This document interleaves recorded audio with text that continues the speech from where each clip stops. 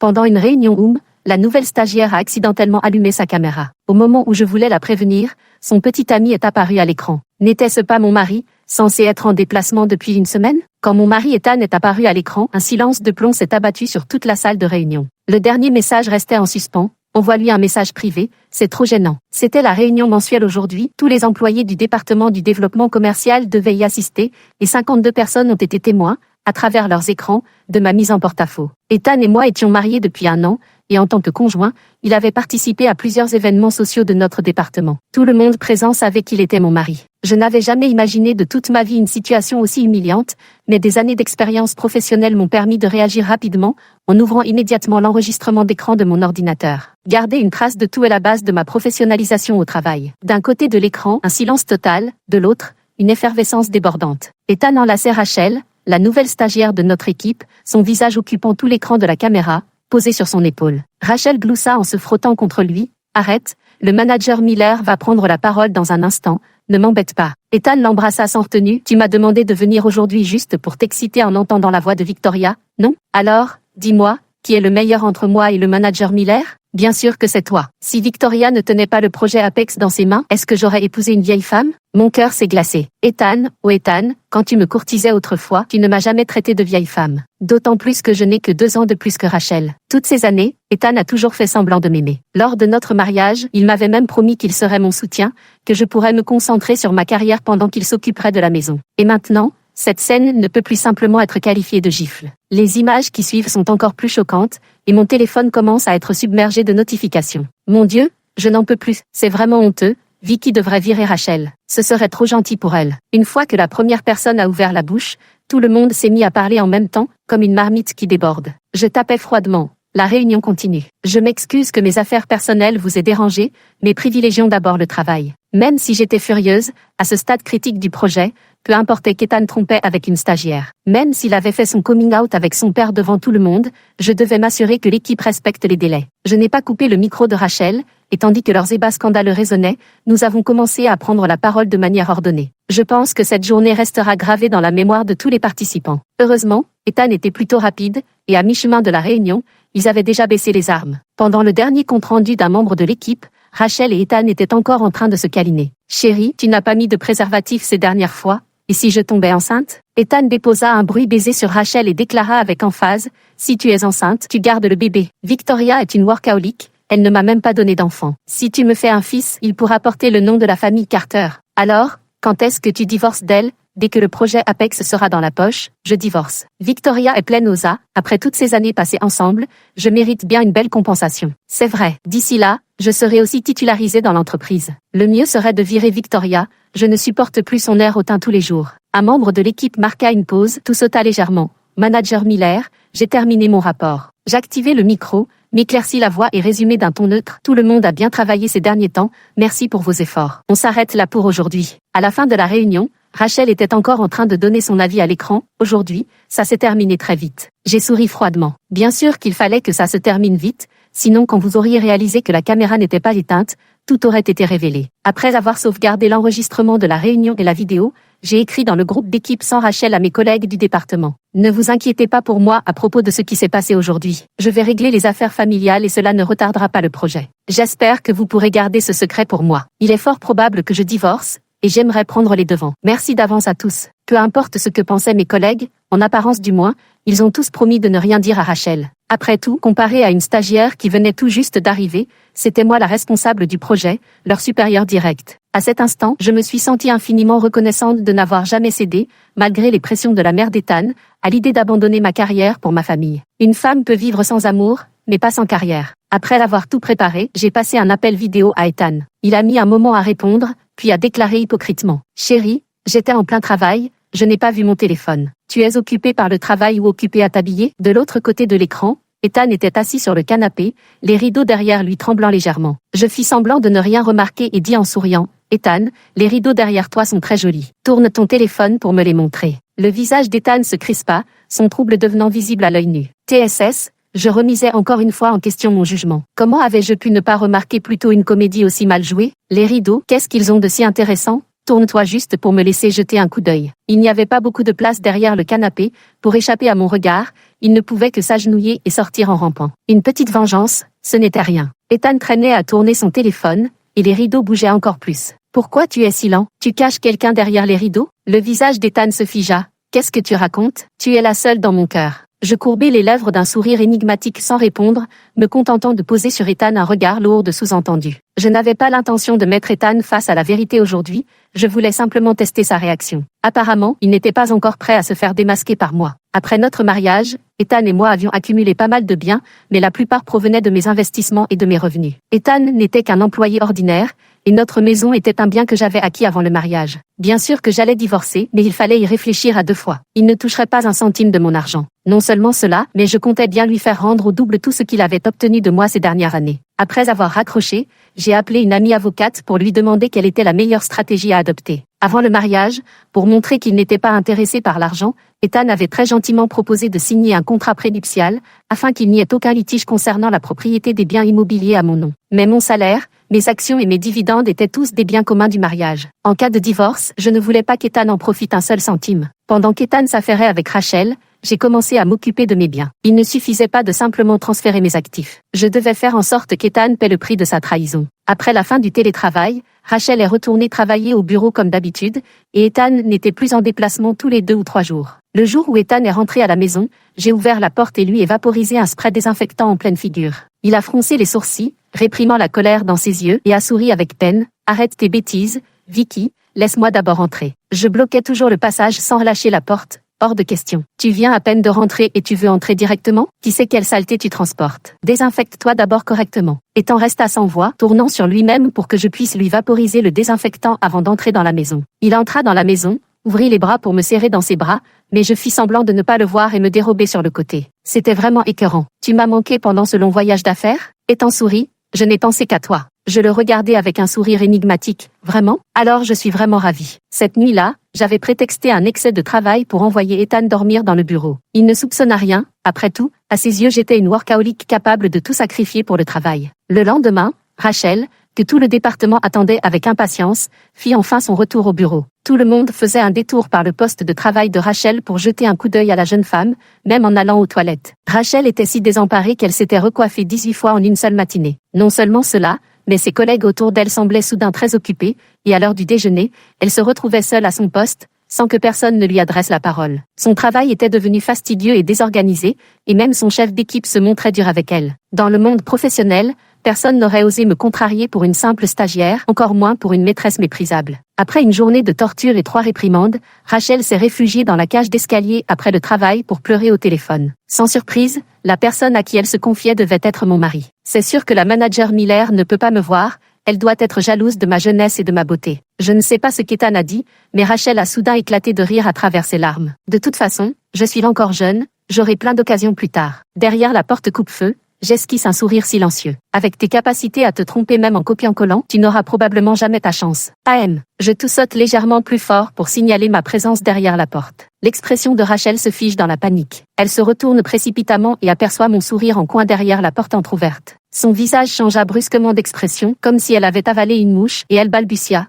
M. Miller, le manager. Je la dévisageai avec condescendance et déclarai d'un ton impassible. En dehors des heures de travail, je ne porte pas de jugement, mais il vaut mieux éviter de commenter ses collègues dans leur dos. Si vous avez des griefs à mon égard, l'entreprise dispose d'un système de réclamation bien établi. Bien entendu, je ne suis pas directement responsable de votre travail, et si je devais m'occuper de chaque stagiaire, notre département ne pourrait tout simplement plus fonctionner. Elle était pâle, le regard paniqué, essayant de s'expliquer sans savoir exactement ce que j'avais entendu, son téléphone toujours en main où l'on pouvait voir que l'appel n'était pas terminé. Si tu consacrais autant d'énergie à ton travail, tu n'aurais pas à pleurer dans les escaliers. Sur ces mots, je tournai les talons sans même jeter un regard à Rachel. J'étais sortie exprès pour interrompre Rachel. Ce n'est qu'en la mettant en situation de crise qu'elle s'acharnerait à s'accrocher à Ethan. Et ainsi, j'avais plus de temps pour trouver des preuves contre Ethan. Ce soir-là, Ethan avait l'air contrarié. En me servant un verre d'eau, il me dit d'un ton grave, « Vicky, il y a quelque chose que je ne devrais pas te dire, mais professionnellement, je suis un employé de l'entreprise, et personnellement, je suis ton mari. J'ai longuement réfléchi et je pense que je dois te le dire. » Je fis mine d'écouter attentivement. Ethan s'assit en face de moi. Récemment, les collègues se plaignent que tu manques de patience avec tes subordonnés et que ton attitude est désagréable, Vicky. Cela nuit à ton image de leader. Je m'empressai de prendre mon verre pour boire, utilisant le geste pour dissimuler le sourire moqueur que je ne pouvais réprimer. Évidemment, Rachel est encore allée pleurer dans son gilet. Pauvre Ethan, pour que je sois plus gentille avec sa petite amoureuse, il a inventé tout un discours pompeux. Mais je n'avais aucune envie de le confronter. Au contraire, j'ai joué le jeu et ai pris un air réfléchi. Vraiment, tout le monde dit ça. Ethan a pris un air grave. Oui, c'est ce que tout le monde pense. Est-ce que tout le monde s'appelle par hasard Rachel? J'ai gardé le silence un moment, puis j'ai hoché la tête. J'ai peut-être été trop stressée récemment. J'ai décidé de me concentrer davantage sur ma vie de famille que sur ma carrière. Aujourd'hui, j'ai pris rendez-vous chez le médecin pour prendre soin de ma santé et me préparer activement à une grossesse. Jusqu'à ce que je rétablisse ma santé, nous dormirons dans des chambres séparées. Ethan était un peu perdu. Je savais qu'il voulait un enfant, et maintenant, il devait sûrement calculer dans sa tête lequel de nous deux, Rachel ou moi, pourrait lui apporter le plus d'avantages en lui donnant un enfant. Qu'il calcule tant qu'il veut, de toute façon, je ne lui donnerai pas d'enfant. Je ne comptais pas avoir d'enfant, mais j'en faisais tout un plat. Le lendemain, je me suis rendue dans le centre de rééducation postnatale le plus cher de la ville. Cours de préparation à la maternité? Réservé. Cours de musique prénatale? Réservé. J'ai engagé 2 infirmières postnatales selon le standard le plus coûteux, au cas où l'une d'elles aurait un empêchement. Les cours particuliers de rééducation postnatale à $500 la séance, j'en ai réservé 30 sans hésiter, sans oublier le yoga complet pour détendre le corps et l'esprit des futures mamans, la méditation, le pilate, j'ai tout réservé sans exception. Ah, j'ai oublié de vous dire, la propriétaire de ce centre de rééducation est ma meilleure amie Jessica. Ainsi, j'ai légitimement dépensé une grosse somme d'argent sur mon compte, transférée sur celui de ma meilleure amie. Une fois divorcée, elle me la rendrait naturellement. Ethan ignorait totalement ma relation avec ce centre de rééducation, mais il souffrait tout autant de me voir dépenser autant d'argent. Je me suis immédiatement mise à pleurer. C'est mon argent,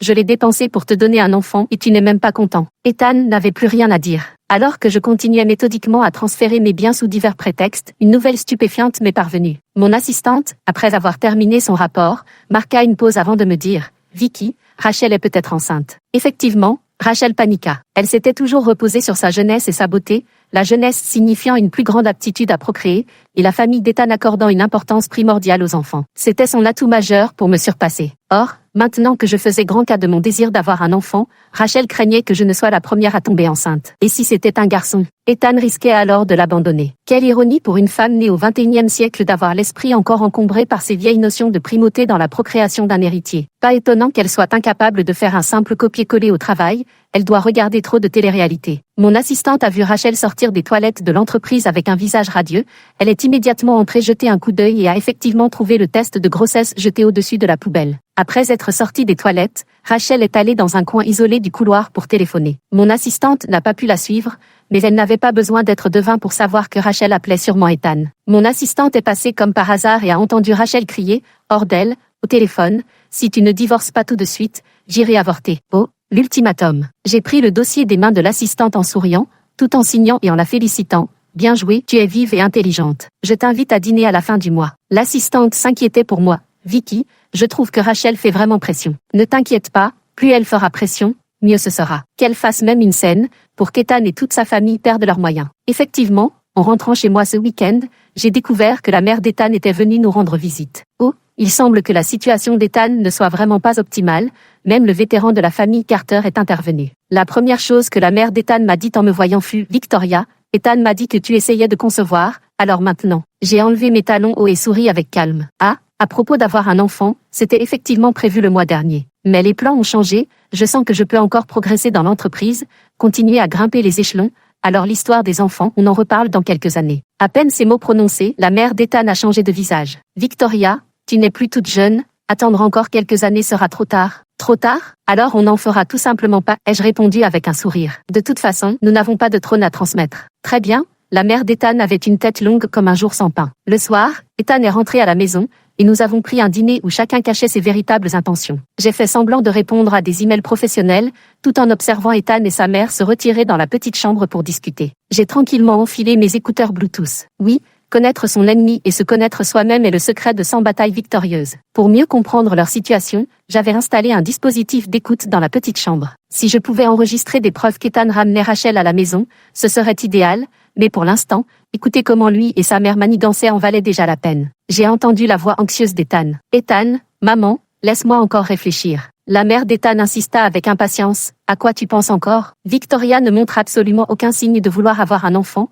alors que Rachel porte la chair de notre sang, la descendance des Carter. À en juger par son raisonnement, elle n'a visiblement pas du tout compris quand je lui ai dit que nous n'avions pas de trône à transmettre. Le problème, C'est avec quel prétexte je pourrais divorcer de Victoria? Je vais lui avouer que je l'ai trompée? Ethan se sentait complètement dépassé. Il faut quand même divorcer, s'énerva sa mère. Tu vas laisser Rachel avorter, c'est ça? Maman, laisse-moi réfléchir, laisse-moi encore y penser. Parfait, c'est exactement la tournure que je voulais. Merci à la vétérane de la famille Carter, elle a réussi à attiser le feu sous Rachel, rendant Ethan encore plus anxieux. Je connais bien Ethan, que ce soit au travail ou dans la vie, son plus gros défaut est de mal gérer la pression. Plus il est anxieux, plus il fait des bêtises, et plus il se précipite, plus il commet d'erreurs. Et c'est précisément cette opportunité que je dois saisir. Le lendemain, j'ai invité Ethan dans un petit café près de chez nous, disant que j'avais quelque chose à lui dire. Ethan n'arrêtait pas de regarder son téléphone, je lui ai demandé « Quelqu'un cherche à te joindre ?» Le travail. Avec ses compétences professionnelles, qui pourrait bien vouloir le contacter à cette heure? Ce n'était rien d'autre que son inquiétude pour Rachel. Je n'ai pas relevé et j'ai dit calmement « Ethan,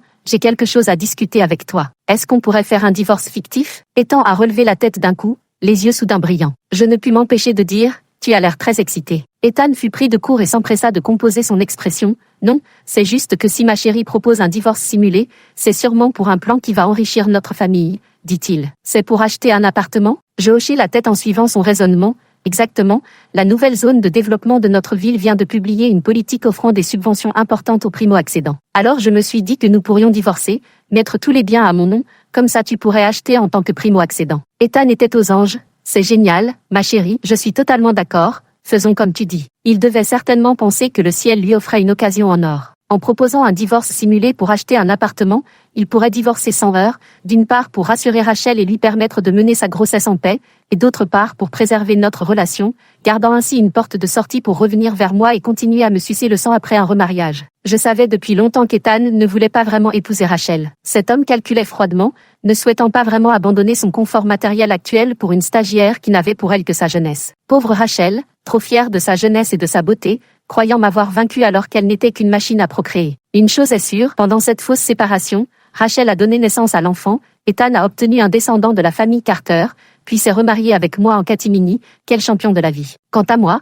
je suis retournée dans mon bureau pour commencer à rédiger notre contrat de divorce. Si je parviens à divorcer d'Ethan grâce à cette occasion, je pourrai le faire partir les mains vides. Le manteau religieux qui guette la cigale ignore qu'il est lui-même guetté par l'oiseau. Ethan, qui se prend pour un champion de la vie, n'est qu'un pitre à mes yeux. Cependant, le plan de divorce simulé ne s'est finalement pas déroulé aussi facilement. L'accord de mon divorce simulé était simple. La maison, la voiture et l'argent me revenaient entièrement, tandis qu'Ethan partait les mains vides. Tout cela, je l'avais gagné par moi-même. Le maigre salaire d'Ethan n'avait jamais été épargné, probablement dépensé pour Rachel. Pourtant, Ethan a tout de même soulevé une objection. « Chérie, ce n'est pas bien, ça. Qu'est-ce qui ne va pas ?» fis-je en battant des cils avec une fausse innocence. De toute façon, c'est un divorce simulé. Mais la période entre le divorce et le remariage est assez longue, et si tu tombais amoureuse de quelqu'un d'autre? Ethan avait dû en parler à ses parents et à Rachel. En tout cas, il insistait. Non, chérie, je prends trop de risques comme ça. Si je n'ai pas de garantie concernant les biens, je ne divorcerai pas. Je réfléchis un instant. Dans ce cas, faisons un accord stipulant que la maison et la voiture sont détenues en mon nom,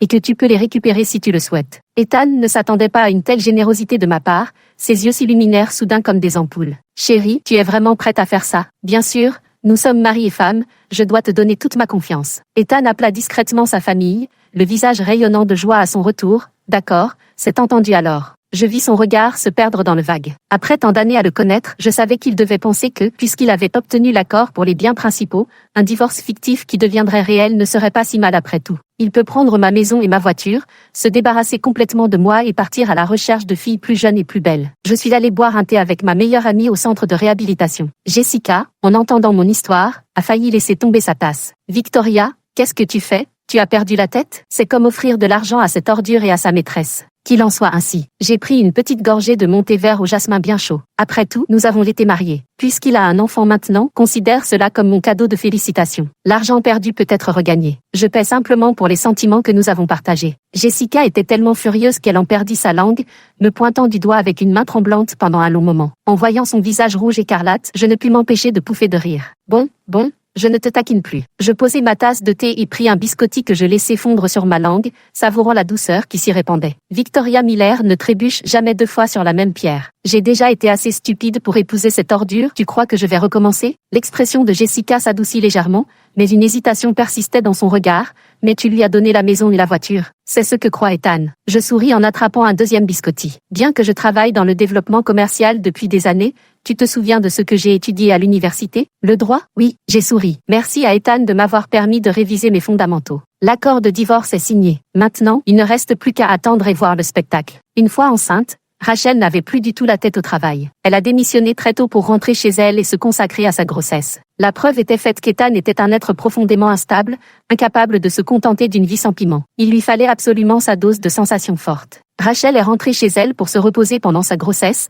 et ma maison ainsi que ma voiture sont à nouveau tombées entre ses mains. Il s'est soudain senti extrêmement bien dans sa peau, se prenant pour un célibataire en or, et a commencé à chercher une nouvelle romance de bureau dans l'entreprise. Maintenant, je n'avais plus aucune raison de le laisser faire. Ainsi, lorsqu'il a tenté de séduire une nouvelle jeune collègue dans la salle de pause, et que mes collègues m'ont immédiatement prévenu, je me suis empressée d'aller, tomber par hasard, sur cette scène. J'ai attrapé la jeune collègue par le bras pour la mettre derrière moi, tout en reprochant à Ethan de corrompre l'ambiance de l'entreprise. Les collègues sont accourus pour assister à la scène, et le visage d'Ethan est devenu tantôt rouge, tantôt blanc. Lors de la réunion de bilan trimestriel, j'ai une fois de plus exposé avec précision et fermeté qu'Ethan était en bas de l'échelle des performances depuis 3 mois consécutifs, répondant ainsi aux critères de licenciement de l'entreprise. Ainsi, Ethan perdit son emploi. Ce soir-là, en rentrant chez moi, je fus intercepté par Ethan à l'entrée de l'immeuble. « Victoria, qu'est-ce que tu veux dire par là ?» dis-je calmement. « C'est une question professionnelle, c'est un fait que tes performances sont au plus bas. » Ethan ricana, « Je l'ai toujours dit, les femmes comme toi sont sans cœur. J'ai bien fait de divorcer d'avec toi. » Oh, ça commence, enfin prêt à déchirer le masque avec moi. Mon excitation était sur le point de déborder, mais je devais me retenir de toutes mes forces, affichant une expression choquée sur mon visage. Au loin, Rachel descendit de la voiture, son ventre bien visible, et prit le bras d'Ethan. « Arrête de lui parler, partons. » Je regardais, choqué, le ventre de Rachel, puis Ethan. « Toi, vous ?» Rachel me sourit avec arrogance. « Ethan et moi, c'est déjà du sérieux. » Je fis une mine dévastée. « Cet enfant est de lui ?»« Bien sûr. Et alors ?» Rachel caressa son ventre en souriant. « Tu ne voulais pas lui donner d'enfant ? Moi si. » « Depuis combien de temps ?» Je tentais de m'élancer pour attraper Ethan par le col. « Est-ce que ça a commencé avant notre divorce ?» Rachel s'est intentionnellement placée devant Ethan.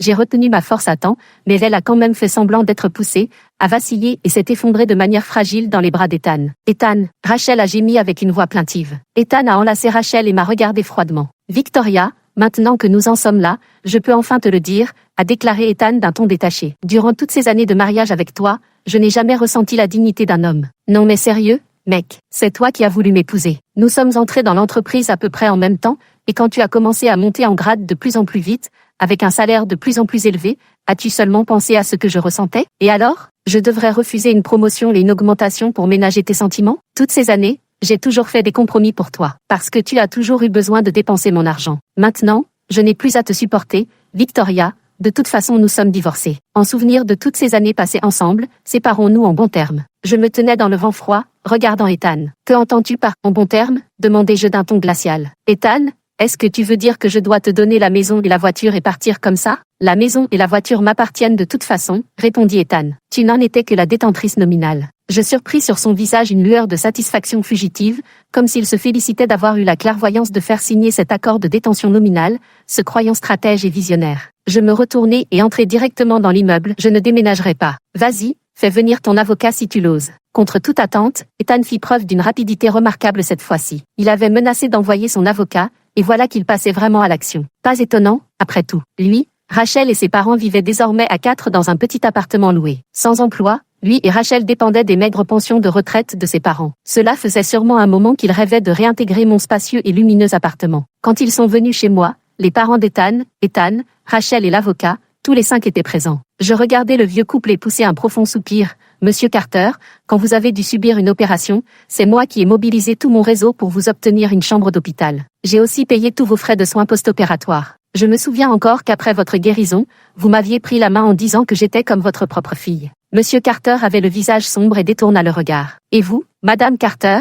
la première fois que vous êtes venue chez moi, en regardant mes produits de soins, vous avez dit que vous n'aviez jamais utilisé quelque chose d'aussi raffiné. Est-ce que je ne vous ai pas acheté la gamme complète? Vous saviez depuis longtemps qu'Ethan trompait avec Rachel, pourquoi personne ne me l'a dit? » Monsieur Carter prit la parole le premier. « Victoria, ce qui s'est passé avant appartient au passé. Maintenant, nous devons procéder de manière professionnelle. » Madame Carter enchaîna aussitôt. « Tout à fait, Victoria. Nous devons respecter la loi. Cette propriété et cette voiture appartiennent à notre fils Ethan, vous ne faites que les détenir pour lui. Alors maintenant qu'il les réclame, vous devez les lui rendre. Les affaires de cœur sont les affaires de cœur, nous les anciens ne comprenons pas vraiment la situation entre vous les jeunes, mais pour les questions juridiques, nous devons suivre la loi. À les entendre se répondre en duo, même si je m'y étais préparé mentalement à l'avance, je ne pus m'empêcher de sentir monter en moi une vague d'amertume. Je lançai un regard à Rachel. Quelle peine de te voir, toi une femme enceinte, venir grossir leur rang pour leur donner du poids. Ethan t'a épousé? Rachel eut un hoquet de surprise. Je secouai la tête. Quelle tristesse, 8 mois de grossesse et toujours pas de certificat de mariage. Regarde un peu cette famille ingrate, tu crois vraiment que ce bébé te vaudra leur reconnaissance? Le visage de Rachel était rouge écarlate, tandis qu'Ethan se levait furieux. Ethan, Victoria, nous sommes ici aujourd'hui pour parler de la propriété et de la voiture. Arrêtez de divaguer sur des sujets sans rapport. Ce qui se passe dans notre famille ne vous regarde pas, il désigna l'avocat. Et puis, il y a un étranger parmi nous aujourd'hui. Je souris, je dis simplement ce que j'ai sur le cœur, de peur de ne plus en avoir l'occasion plus tard. Je me tournai vers le seul étranger présent dans la salle et abordai enfin le sujet principal. Il n'a aucun historique de paiement, dis-je calmement. L'avocat était un professionnel en la matière. Avec l'esprit d'Ethan, il était fort probable qu'il n'avait pas bien expliqué la situation à son avocat. En entendant cela, l'avocat changea immédiatement de visage. Seuls les parents d'Ethan, Ethan lui-même et Rachel restaient perplexes, se regardant les uns les autres sans comprendre ce que je disais. Je pris mon sac et en sortis toutes mes preuves de paiement. La voiture avait été achetée par moi en intégralité. Pour la maison, j'avais payé la compte et assumé seul les mensualités ensuite. Monsieur Carter, vous ne m'aviez pas informé que la propriété et la voiture avaient été intégralement payées par votre ex-femme. L'avocat se tourna vers Ethan. Dans ce cas, l'accord de portage est nul. Les 4 visages n'affichaient qu'une seule expression, celle de la foudre en plein ciel. J'ai souri légèrement en rangeant toutes les preuves. Bon, aujourd'hui, nous devions parler de l'appartement et de la voiture, n'est-ce pas? C'est fait. S'il n'y a rien d'autre, je souhaite me reposer maintenant. C'est mon appartement, je vous prie de partir au plus vite. Rachel poussa un cri et s'évanouit sur le sol. Étant donné qu'elle était enceinte, il ne fallait pas perdre de temps. Je composai rapidement le 911 et fis partir toute cette famille. Rachel s'en sortit sans problème et donna naissance à un garçon en bonne santé. Bien qu'ils aient perdu leurs biens, obtenir le fils tant désiré apporta tout de même un certain réconfort à la famille Carter. Je voulais couper définitivement les ponts avec cette famille, mais un jour en rentrant du travail, j'ai trouvé quelqu'un agenouillé dans le couloir sombre. J'ai sursauté de peur et n'ai pu réprimer un cri. La lumière automatique s'est allumée, révélant que la personne à genoux était Ethan. Les yeux rougis, Ethan m'a dit qu'il était là depuis 3 heures. Je ne sais pas s'il avait vraiment passé 3 heures à genoux. Je savais seulement qu'il s'était agenouillé sur le paillasson épais que j'avais placé à l'entrée, ce qui était plutôt malin. Même en confessant ses fautes, il n'oubliait pas de se ménager pour plus de confort. Ethan, les larmes aux yeux, me disait qu'il avait eu tort. Après tant de temps, il avait enfin compris une chose, c'est qu'au fond, c'était toujours moi qu'il aimait le plus. Je poussai un profond soupir. Il devait penser que je ne savais rien. Mais les murs ont des oreilles. Les ragots qui circulaient parmi les collègues finirent par me parvenir. Le fils que Rachel avait mis au monde n'était pas d'Ethan. Si Ethan pouvait bien avoir une romance de bureau, une femme au travail, une autre à la maison, Rachel aussi en était capable. Elle avait en fait 2 cibles potentielles à l'époque, Ethan était plutôt un plan B, l'autre étant un fils de famille encore plus riche. Cependant, ce jeune héritier était trop joueur et insouciant pour se laisser facilement piéger. Même si Rachel était tombée enceinte de lui, il lui aurait simplement demandé d'avorter. En comparaison, Ethan, qui semblait avoir un trône familial à hériter et rêvait désespérément d'un fils, était bien plus facile à manipuler. Ainsi, Rachel, en s'appuyant sur l'enfant d'un autre, a réussi à obtenir le titre de petit-fils aîné de la famille Carter. Malheureusement, cela ne lui a servi à rien, car la situation financière des Carter s'est effondrée, et Rachel passait ses journées à pleurer et à faire des scènes à la maison avec l'enfant. Ethan avait initialement choisi de garder le silence par égard pour son fils, mais lors d'une violente dispute, Rachel, n'ayant plus rien à perdre, a crié la vérité, l'enfant n'était pas le sien. Et voilà, le jeune couple en est venu aux mains chez eux. Rachel avait l'œil au beurre noir, Ethan le visage en sang. Les voisins ont appelé la police, et les deux ont été emmenés au poste, devenant la risée de tout le quartier. Après cette farce, Rachel est partie avec l'enfant pour réclamer de l'argent à son riche amant, tandis qu'Ethan est venu me trouver, essayant de jouer la comédie des retrouvailles. Lorsque nous étions en couple, à chaque dispute où je voulais rompre, Ethan jouait cette scène de s'agenouiller. À chaque fois, mon cœur fondait et je pensais que cet homme m'aimait vraiment. Mais aujourd'hui, j'ai compris que ce n'était pas de l'amour. Cette expression extrêmement théâtrale prouvait justement que c'était une comédie. Je souris avec résignation. Ethan, je suis déjà mariée. Ethan était stupéfait. Mon mari mesure 1m85, et tout en muscles est en train de se garer en bas. Si tu ne pars pas maintenant, quand il montera, je ne pourrai pas l'empêcher de te tabasser. Ethan a déguerpi en catastrophe. Je me suis assuré qu'il était bien parti avant d'ouvrir la porte et d'entrer dans le salon. Je me suis confortablement jeté dans le canapé et sorti mon téléphone pour commander à manger, avec l'intention de regarder une émission de télé-réalité drôle en dégustant une pizza et du poulet frit. Je n'ai bien sûr pas de nouveau mari, mais tu vois, la vie seule peut aussi être très heureuse, n'est-ce pas? Un mariage raté peut probablement affecter la chance d'une personne. En tout cas, après m'être complètement débarrassé d'Ethan, j'ai fait un pas de plus dans ma carrière, obtenant une promotion. Mon patron m'a déjà laissé entendre qu'en maintenant cette dynamique, je deviendrai bientôt la plus jeune femme membre du conseil d'administration de l'entreprise. J'ai une maison, une voiture, de l'argent et une carrière, l'avenir s'annonce radieux. Quant à savoir si j'ai un mari et des enfants, quelle importance cela a-t-il vraiment? Alors, dis-moi, qui est le meilleur entre moi et le manager Miller? La mère du jeune homme riche a donné une somme d'argent à Rachel, lui interdisant à jamais de se montrer devant sa famille. En entendant cette nouvelle, je me suis aussi sentie soulagée. Après tout, l'enfant était innocent. Rester avec une mère comme Rachel lui aurait probablement fait endurer beaucoup de souffrances. Maintenant, on peut dire qu'il a trouvé une bonne place. Rachel avait déjà reçu une indemnité de départ. Si elle l'avait utilisée pour monter une petite affaire ou s'inscrire à des cours pour se perfectionner, cela lui aurait suffi pour subvenir à ses besoins dans sa vie future. Cependant, Rachel avait pris l'habitude des raccourcis et ne pouvait plus revenir à une vie ordonnée. Très vite, elle devint la chérie des fêtes, suivant celui qui offrait le plus d'argent. Mais ces milieux voient toujours arriver de nouvelles filles plus jeunes et plus belles. La vie de Rachel devenait de plus en plus précaire. Je me demandais ce qu'elle ferait pour survivre le jour où les hommes ne lui donneraient plus d'argent. Quant à Ethan, sa vie n'était guère meilleure. Il était retourné dans sa ville natale avec ses parents. On disait qu'il avait falsifié son CV et s'était remarié dans une famille locale, mais son beau-père et sa nouvelle femme avaient un caractère explosif. Ils exigeaient que les enfants portent le nom de la mère, ce qui brisait le cœur des parents Carter. Mais sous le toit d'autrui, il faut plier les chines. Et moi, j'avais réussi à obtenir des actions et des stock options, devenant la plus jeune femme directrice de l'entreprise. Une nouvelle recrue au bureau, ayant entendu parler des rumeurs explosives de l'époque, m'a questionné dans la salle de pause. Je n'ai fait qu'esquisser un sourire, sans y prêter attention. Tous les scandales amoureux ne sont que fumée passagère. Une fois la fumée dissipée, seuls ceux qui possèdent taille et fortune restent inébranlables comme des rocs. Je le sais, mon avenir à moi reste prometteur. Fin.